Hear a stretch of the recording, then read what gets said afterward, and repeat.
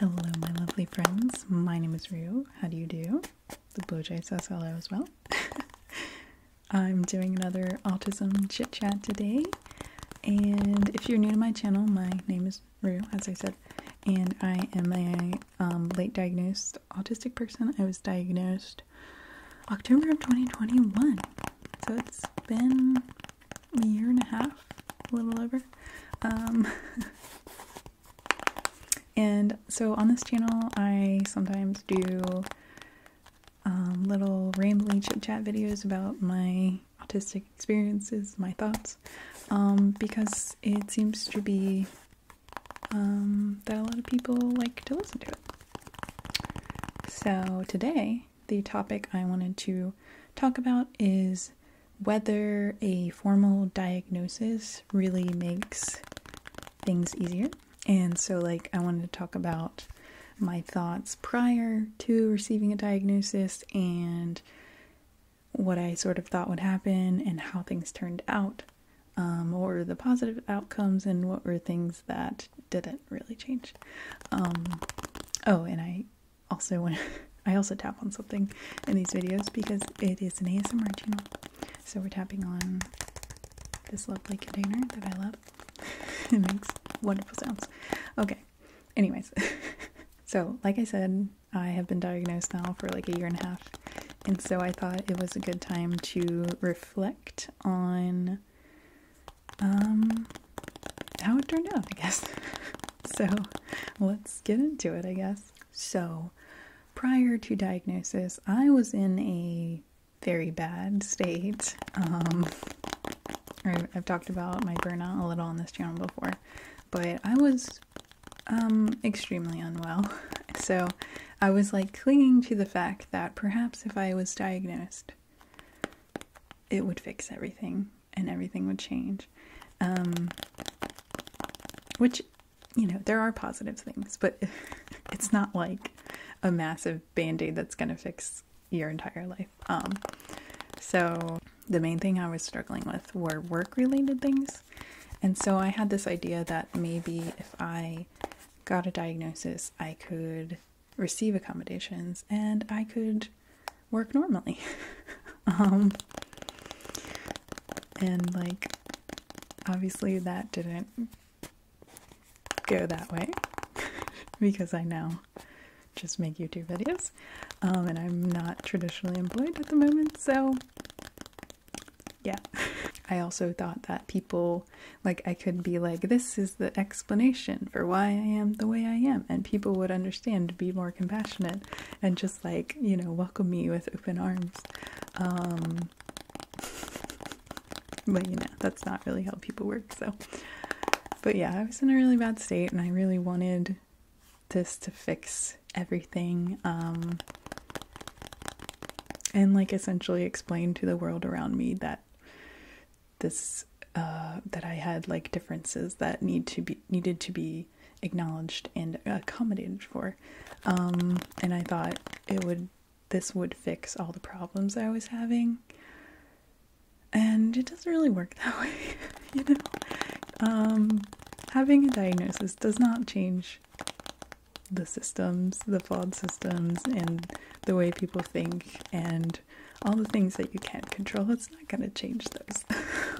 But let's talk about the positive outcomes that I experienced because of my formal diagnosis. And all of these, I think, were internal, not external. They're all things that I control, not the outside world. So it gave me the peace of mind that this assumption that I had about myself was correct. So that was really good, because before this I was essentially gaslighting myself and always thinking, well, you're just being dramatic, or you're making this up, or whatever. That's really not healthy. So I don't think I ever would have made peace with it without being professionally diagnosed, because I am just someone who doubts their inner experience so much, and I need definitive evidence if I'm going to say something, which I like. I don't agree that you have to have a formal diagnosis to be open about it, but that's how I feel for myself. You know what I'm saying? Like, I'm harder on myself than I am with other people. So because I had an external person, like an expert or whatever, verify it for me, I now felt verified. I'm saying verified a lot. I felt validated that this was a real thing and I wasn't just making it up. So that was incredibly important for me in my healing process, and just being nicer to myself. And then the other thing, which I kind of touched on, but like, because I was formally diagnosed, I now felt comfortable telling people that this was a thing. It's because, like, prior to being diagnosed, I kept it all a secret. The only person who really knew my thoughts were my fiance, who, like, even him, I took like a year to tell him because I was just so nervous about it. And I also talked about it on some, like, online communities, because, like, you can find supportive people online. And but anyways, so, like, having a formal diagnosis helped me, like, come out as autistic, so to speak. So I actually, like, announced it on my Facebook like, after I received my diagnosis, because that just felt like the easiest way to inform people of this thing about me, that, like, I was basically, you know, acknowledging, like, hey, I know you think I'm weird. This is the reason why I'm weird. This is the reason why I am the way I am. And that post was, like, very positively received. So I felt like, okay, I got the information out there. People know, you know, they can do what they will with that information. So, you know, it felt really good to be open about it, because, like, even though I personally think self-diagnosis is valid, I know that people aren't particularly educated on autism and late diagnosis and blah blah blah. So I felt like I couldn't tell people unless I had, like, this verified expert backing me up, so I could be like, no, see, this paper, like, says. So being able to be open about it was very helpful for me, and just, like, feeling like I didn't need to hide this stuff anymore, you know? I mean, I still do hide this stuff, but, like, hopefully less, though. So because I had this verification that everything I felt was true, I began changing my life to accommodate my very real needs that I was not accommodating. And I began healing from this massive burnout I was in. I quit my full-time job. Like, I actually quit my job, like, before I actually received the results from my assessment, because I was just hanging on so that my insurance would pay for it. And I, like, got to October when we were, like, you know, done, and I knew it was going to be done in October and I would have insurance, and I just, like, left. Like, I don't feel good about that. I know that's not how you're supposed to leave a company and people, but I was just really unwell. So I left my full-time job because I was dying. I actually started Doordashing first, because that was something I could do, that I could control, that I was working essentially by myself. And, like, I made enough money to get by usually. Like, it wasn't great money, but it was something I could control. And, like, if I was having a really, really bad day, I didn't have to go out and work.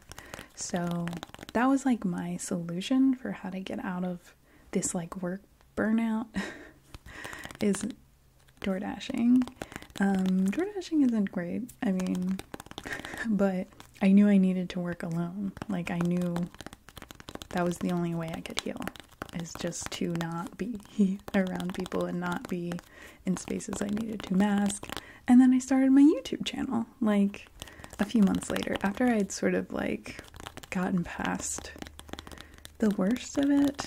And then I felt ready to start you know, a new adventure. So I started this channel in February of 2022, and I'm really grateful for that decision, obviously, because this is really cool, and like now I get to share my experiences with you guys, so that's really fun. And I also like started the process of like rediscovering who I am, because I had a lot of identity issues, and I was like leaning into everything that I felt like was me, and not like limiting myself to what I thought other people expected of me. I stopped doing that, and like now, you know, a year and a half later, I feel like I've gotten through the worst of the burnout recovery. It took a long time, you guys, but I'm doing pretty well now, and I feel like I'm pretty in control most of the time of like my mental health and stuff, and like my life situation is pretty good right now. I'm pretty happy with it. I'm not Doordashing anymore. If I know I've like talked about this before, but for anyone new here, I'm not Doordashing anymore. My car broke down last summer, so I'm making YouTube videos full time basically. And I'm in just an incredibly like privileged place where I have my partner supporting me financially so that I can be a happy functional human and like pursue this YouTube stuff. And I also like take care of the house, like, you know, the chores and the yard work and things like that, and it works really well for us, and I'm so happy with our current setup, current situation. Like, I don't even care that I don't have a car. Like, I'm just really grateful that I don't have to burn myself out every day to try and make ends meet anymore. That's been incredibly healing, as you can imagine. So for like those reasons of like self-healing and things like that, and like internal stuff and things I can control, like the formal diagnosis was 100% worth it for me. And I'm so glad I went through it, even though it was so stressful. But yeah, I'm really glad that I was able to do that, because I don't think I would be where I am now if I had not. I actually feel like things would be probably really bad for me. So yeah, like, it's been very healing, very good. Okay, so now let's talk about the things that, you know, didn't change, or you know, the things that I realized were sort of negative. I mean, it's not because of my diagnosis, it's just that I thought having a diagnosis might make these things easier, but like, I was just wishful thinking. So basically, just because I have a diagnosis, the systems that I felt were harmful to me still exist. They're still I still have to work within them when I interact with society, and I can't change the minds of people around me or how people treat me. So like, all the external things that I was like wishing and hoping would change after my diagnosis, like, they're not gonna change. I mean, maybe eventually they will with time, but at the moment, you know, these things that were causing me to be in burnout still exist, and despite having a diagnosis, it doesn't fix all these problems, you know. Like, the big one for me that I realized, and that like hit me really hard, is that traditional jobs just aren't gonna work for me, because I tried my whole life to make them work. And you know, after my diagnosis, I was trying to think like, well, what accommodations would make a job accessible to me, like would make it, you know, so I wouldn't be killing myself basically. And I realized that like the accommodations that I would need to be successful don't exist, because it's so ingrained into the system, you know, like how things work. It would be so beyond the norm that no one would be willing to give that to you. I feel like companies want to be inclusive. They want to say, oh yeah, we'll give accommodations, but they're like the bare minimum that sort of make it like they're just a band-aid on the problem that will make it so that maybe you can work there a little longer, but you're still gonna be inching into burnout, you know? That's how I feel anyways. And that was really discouraging to me because I realized that a lot of things are out of my reach because of that, and like I can't change that as one person because like just the structures in our society that exist just aren't autistic friendly. Just like, I mean, that's just the way it is. That's why so many autistic people are unemployed or underemployed, because we don't have the proper accommodations to make it healthy. And like, I'm sure there are companies that do this, but they are incredibly rare. And I'm sure there are autistic people who can work a traditional job and be okay. Obviously there's exceptions to everything. And, I'm just not one of those people. So, and there's also people who have to work. You know, they don't have this ability that I have to stay home and like take care of myself. They just have to be in constant chronic burnout their entire life, and that sucks. Like, we need to fix that. But yeah, I think in order for like more autistic people to be successfully employed, we would have to overhaul the whole system, which I think would be good for everyone, but incredibly hard to do because it's just, you know, humanity doesn't change very well. It's very hard, very long process. But that hit me really hard because I was like, no matter what I do, I can't succeed because these things are out of my control. So that, you know, that realization kind of sucked. Because I was still Doordashing at the time and trying to figure out like how the heck am I supposed to make all this work and still be okay. So yeah, it was kind of depressing. The other thing is I realized I can't control is how people interact with me, how people view me, how people's education on autism. I can't control that. And I thought, you know, people would be more understanding, you know, maybe ask questions like, how can I help with this or whatever. And I don't really feel like that's the case for most people. Like, I think most people, like, they want this masked version of me that was killing me, and like that isn't me. They want that version of me. They don't want actual me, which kind of, again, that sucks. And like people, when you try to set up boundaries, people are like, well, why can't you do this? You did this before. And I'm like, cool, it was killing me though. So that's difficult to deal with. And I also find that like talking about autism in real life is incredibly uncomfortable because people just aren't educated on it. They don't know how to react. Like, you're either like, no, you're too normal for that, or, you know, they might treat you like lesser than or something, you know? Like, I don't it's like people don't view autistic people as humans. Yeah. So I find it very uncomfortable to talk about, and I typically don't. That's like why I made the Facebook post initially, because I didn't want to have face-to-face conversations because I knew they would be incredibly uncomfortable.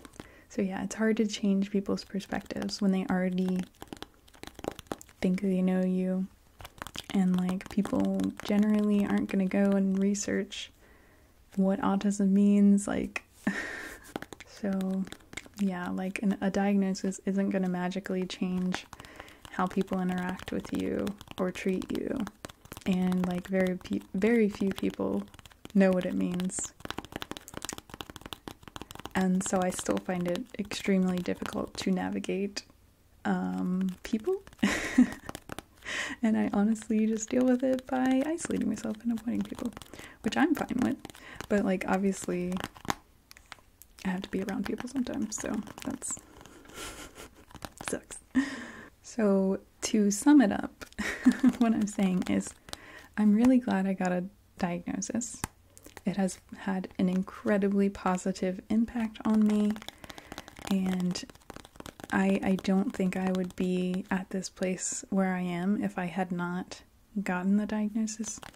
However, it's not going to change the world around you. Like, it's not just a magic fix for all of the world's problems, unfortunately. You know, you're probably still going to struggle with the same things you struggled with before, even if you have a reason. And like, even if you can tell people like, hey, I have these specific needs, there's probably a good chance they're just going to ignore you.